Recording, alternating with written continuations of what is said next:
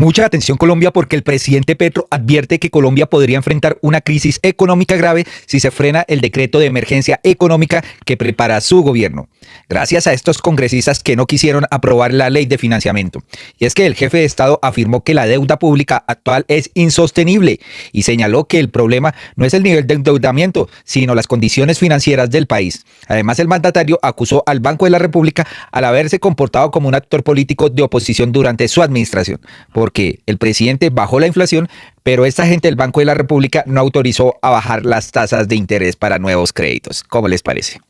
El presidente Gustavo Petro advirtió que Colombia podría enfrentar una crisis económica grave si se frena el decreto de emergencia económica que prepara su gobierno, Vilma. Omaira, el jefe de Estado afirmó que la deuda pública actual es insostenible y señaló que el problema no es el nivel de endeudamiento, sino las condiciones financieras del país, especialmente las altas tasas de interés. Acusó al Banco de la República de haberse comportado como un actor político de oposición durante su administración. El mandatario colombiano explicó que el decreto de emergencia económica se sustenta en lo que se buscaba con la ley de financiamiento, iniciativa que fue hundida en 2 ocasiones en el legislativo. El decreto de emergencia en materia tributaria se basará en los mismos criterios que las comisiones económicas del Congreso rechaza. Los nuevos recursos solo deben salir de los mega ricos que han sido los beneficiarios de la política económica. Es una devolución pequeña de los grandes beneficios obtenidos a la sociedad. A su vez, el jefe de Estado acusó a la prensa tradicional de desinformar al pueblo sobre las acciones del gobierno y aseguró que la deuda neta integral del gobierno disminuye este año como porcentaje del Producto Interno Bruto respecto al año pasado y que está dentro del marco fiscal de mediano plazo. Nosotros no nos endeudamos para financiar gastos ni corrientes de inversión del actual gobierno. Solo nos endeudamos para pagar la deuda de anteriores gobiernos, que en el caso de la deuda interna hecha con nacionales se eleva, pero solo por el efecto de la tasa de interés del Banco de la República.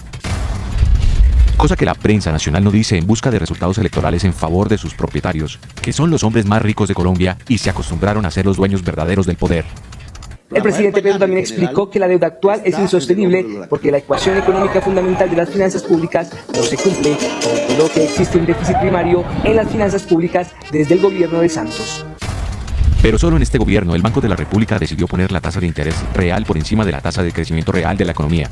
Así, intentó detener el crecimiento económico con una tesis falsa sobre las causas de la inflación, que en mi gobierno decreció sustancialmente. De esta manera, el jefe de Estado manifestó que el Banco de la República durante este gobierno se ha comportado no como banca central independiente, sino como oposición.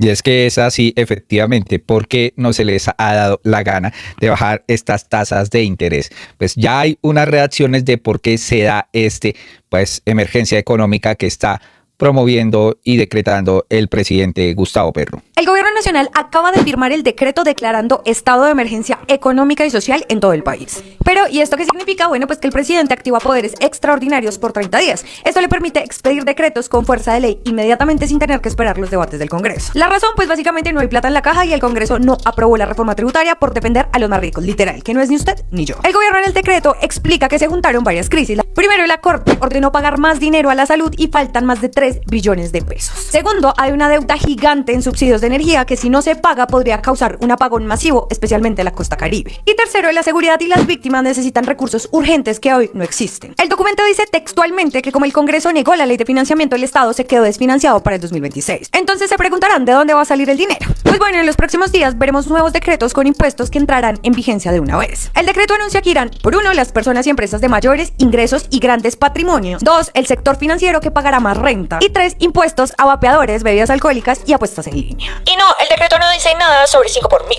En resumen, se vienen 30 días donde el gobierno de Petro legislará por decreto para tapar el hueco fiscal y evitar así una crisis mayor que ya se había anunciado. Así que cualquier decreto que saquen, estaré atenta para contarles todo y explicarles de manera fácil. El gobierno nacional... Ahí está, señores, Lali informando sobre este tema. Claro, los uribistas vienen a decir, bueno, pero si esta es una economía, la 4ª mejor del mundo, ¿por qué Gustavo Petro está declarando esta emergencia económica? Por culpa de los mismos congresistas. Dorita Usantes. Mis seguidores de TikTok, les habla el profe de derecha. Tengan muy buenas tardes. Yo quisiera hacerle una pregunta, sin ofender a nadie, a estos señores de la izquierda, seguidores de Petro, mejor dicho, haga bien o haga mal. Yo quisiera que ustedes me explicaran, porque ustedes pues dicen mucho aquí en las redes sociales que Colombia la calificaron como la 4ª mejor economía del mundo. Si Colombia es la 4ª mejor economía del mundo, ¿por qué está declarando una emergencia económica? ¿Ah? Explíquenme. por qué la calificaron mal en el sector crediticio. ¿Ah? Explíquenme, cójanme ese trompo en la uña. Los dejo pensando, oyeron, si es que piensan. 3 doritos después. ¿Qué si Colombia fue catalogada como la cuarta economía con mejor desempeño del mundo según The Economist? ¿El gobierno de Gustavo Petro quiere decretar una emergencia económica? Acá se lo explico sencillito. En primer lugar, hay que diferenciar entre la economía nacional y las finanzas del Estado. La economía nacional se mide por el Producto Interno Bruto, que es la torta nacional dentro de la cual están incluidos los servicios bancarios, los call centers, las barberías, las tiendas de barrio, todo lo que es la producción nacional. En 2025, este Producto Interno Bruto, en términos nominales, va a llegar a los 1.900 billones de pesos, mientras que otra cosa es el presupuesto general de la nación, que son las finanzas públicas. Estas equivalen a 546,9 billones de pesos, dentro de los cuales se incluye el plan de gastos del Estado, es decir, del gobierno, del Congreso y del sector judicial. Entonces, el presupuesto general de la nación hace parte de la torta nacional del Producto Interno Bruto, equivalente al 28,9% del total de la producción nacional. El conjunto de la economía nacional en su totalidad va bien. El problema es que el presupuesto general de la nación, que es ese plan de gastos, que fue aprobado también en el Congreso de la República, tiene que tener una ley de financiamiento para poder soportar ese gasto. De los 546,9 billones de pesos de ese presupuesto general, se hace necesario una ley de financiamiento que es de donde se sacan pues la plata para todos los programas sociales y demás, que es donde el Congreso no quiso aprobarla. Y esas son las consecuencias. Por su parte, pues aquí salió el director de Asobancaria y rechazó el decreto de emergencia económica y afirmó que una sobretasa del 10% a los bancos dejaría un impuesto de renta en el 50%. La mitad de la actividad bancaria de este país quedaría en manos del Estado, dice él. Asobancaria manifiesta su desacuerdo y profunda preocupación por el decreto de emergencia económica expedido por el gobierno nacional, toda vez que carece de fundamentos tanto jurídicos como técnicos. No existe hecho sobreveniente alguno que justifique una medida de este tipo, en especial porque revive por la puerta de atrás la fracasada reforma tributaria, derrotada en democracia en el Congreso de la República. En cuanto al sector financiero, trae, entre otras, una sobretasa que coloca el impuesto de renta en el 50%, la mitad de la actividad bancaria de este país quedaría en manos del Estado, volviendo a Colombia, junto a Islas Comoras, el país del mundo con la menor competitividad tributaria para el negocio financiero. A su vez, esto trae implicaciones para las familias que quieren acceder a un crédito de vivienda, para los empresarios que quieren ampliar su producción, para los estudiantes que quieren financiar su educación. Para el crédito en general en Colombia existe un desestímulo y una restricción. El país necesita más inversión, el país necesita más crecimiento y medidas de este tipo terminan en últimas desplazando el sector privado en favor del sector público, comprometiendo el crecimiento de largo plazo de la economía colombiana.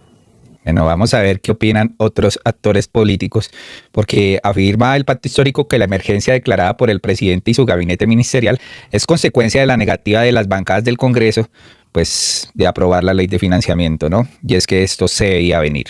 Miembros del Pacto Histórico afirmaron que la emergencia económica declarada por el presidente Gustavo Petro y su gabinete ministerial es consecuencia de la negativa de las bancadas de oposición a aprobar el Congreso la ley de financiamiento presupuestal. Los congresistas opositores consideraron que es una medida sin fundamento constitucional.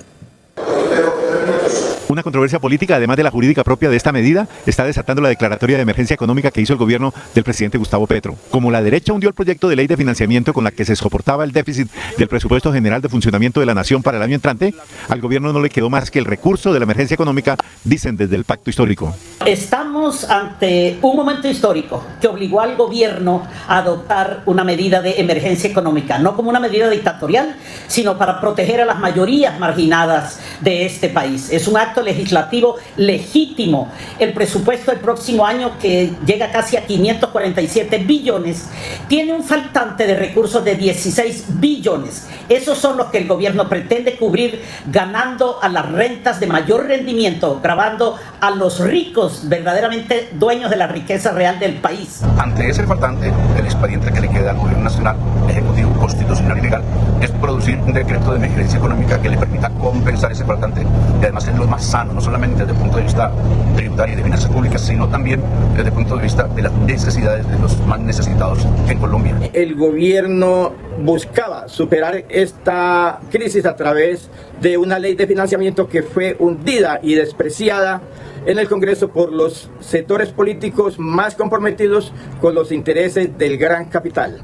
De ahí pues que ellos se rasguen las vestiduras cuando han sido los responsables de esta problemática que estamos enfrentando en el momento. Pero desde la oposición de derecha consideran que la emergencia económica no tiene fundamentos jurídicos, económicos ni políticos. Este regalo de Navidad del gobierno Petro es una ofensa directa para todo el país. En plena celebración nos clava un decretazo que solo significa más impuesto para todos los colombianos. Para que se hagan una idea, hoy en Colombia, por cada 100 pesos que se gana una empresa o una persona, 70 se van al pago de impuestos. No aguantamos un impuesto más. El gobierno nacional, más que decretar una emergencia económica, lo que debe hacer es una lucha frontal contra la elusión y contra la evasión.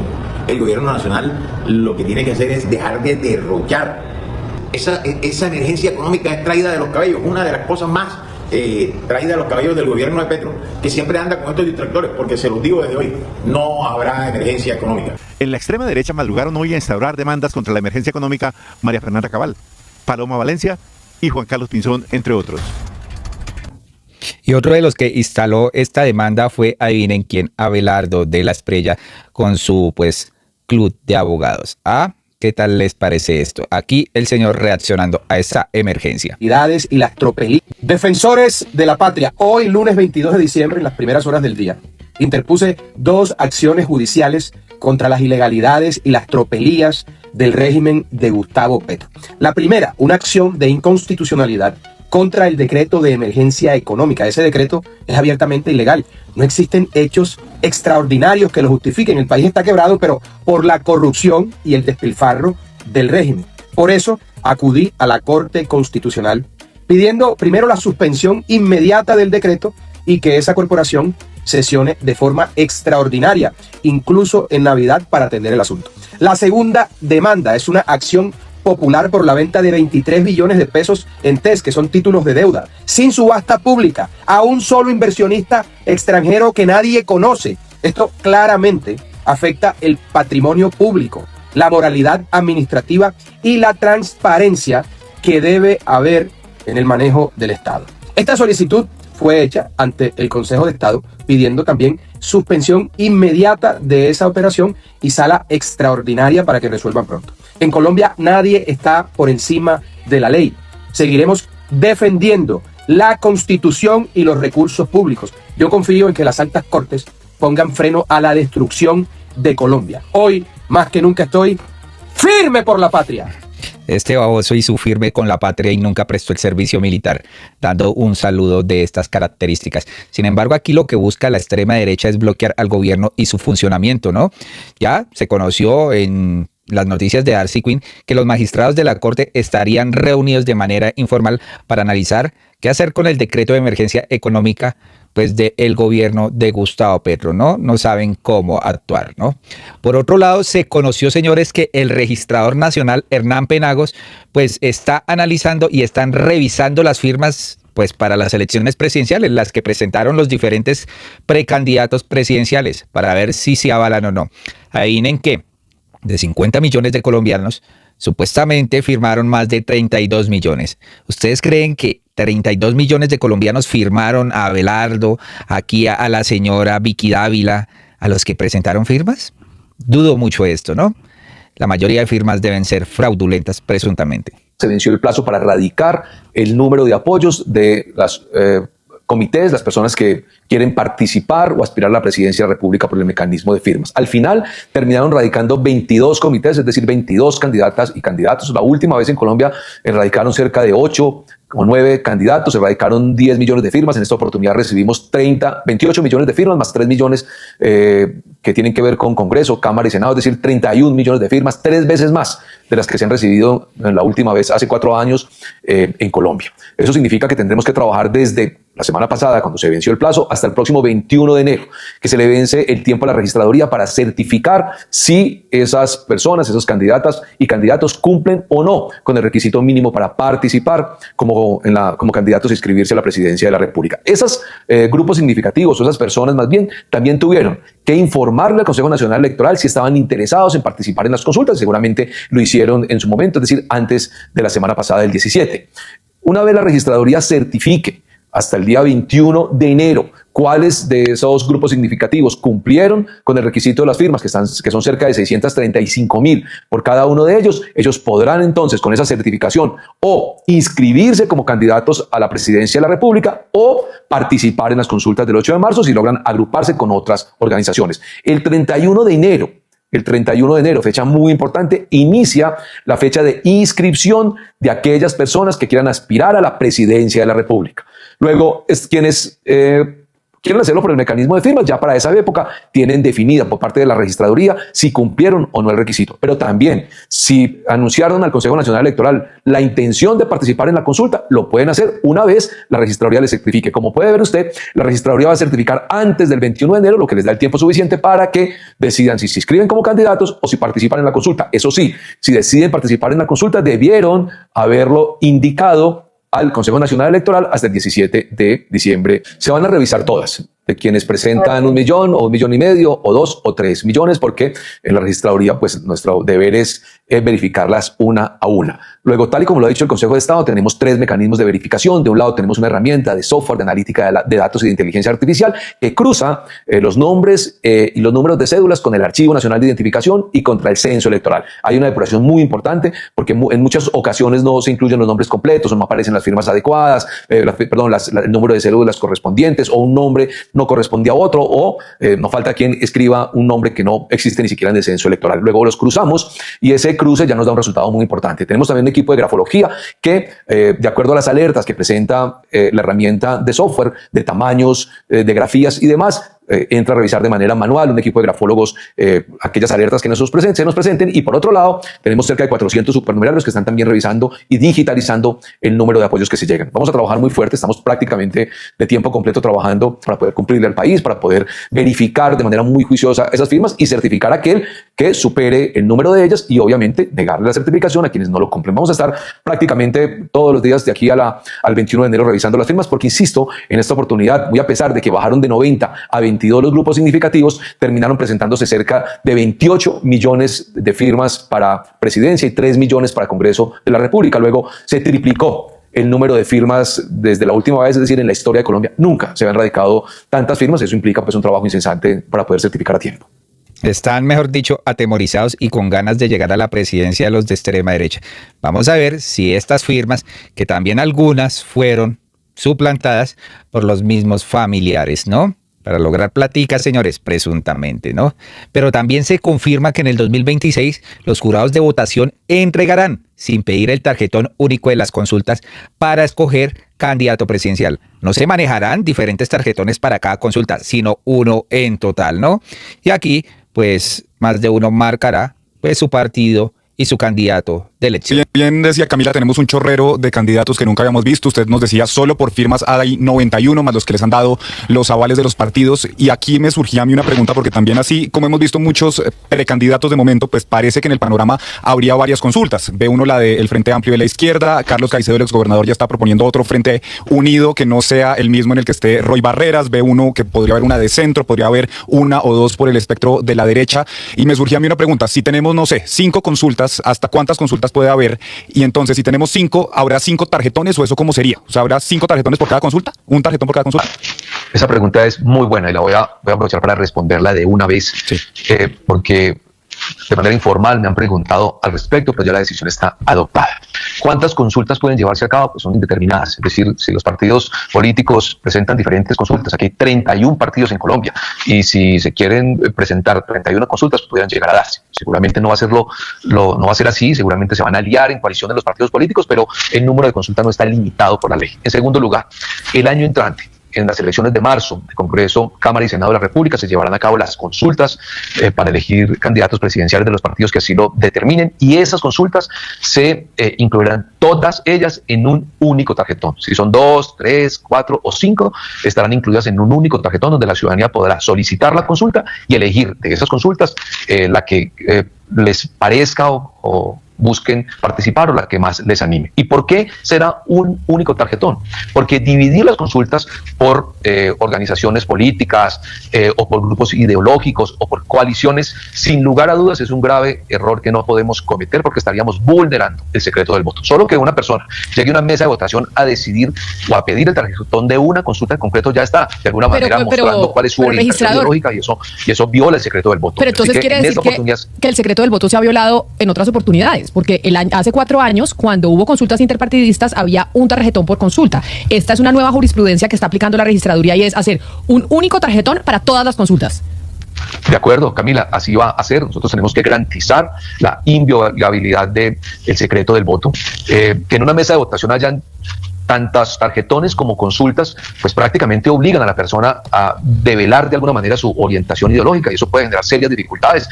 Pensemos en lugares donde hay circunstancias de seguridad difíciles, en lugares donde las personas de alguna manera están instrumentalizadas por dirigentes políticos. Dios no lo quiera, por servidores públicos, pues obviamente eso vulnera el derecho. Así que en esta oportunidad vamos a tener una única consulta, todas ellas estarán en un único tarjetón y la ciudadanía podrá votar libremente ese ejercicio sin que ni siquiera se pueda deducir a qué consulta o a qué partido político registrador, ¿eso no lleva a que tengamos muchos votos nulos en las consultas? Porque, pues, mejor dicho, siempre los tarjetones son difíciles para las personas y si son, no sé, 4 consultas, digamos, o 3, por decir, una de centro, una de izquierda y una de derecha, que serían las mínimas consultas que tendríamos, si una persona marca 2 consultas, ese voto es nulo.